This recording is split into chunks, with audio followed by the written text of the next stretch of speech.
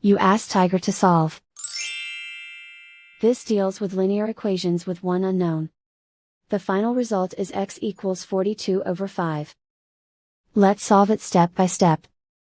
Isolate the x. Multiply both sides by inverse fraction 3/5.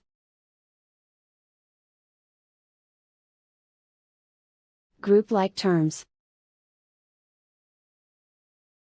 Multiply the coefficients.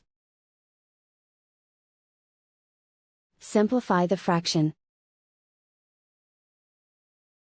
Multiply the fractions. Simplify the arithmetic. And so the final result is x equals 42/5.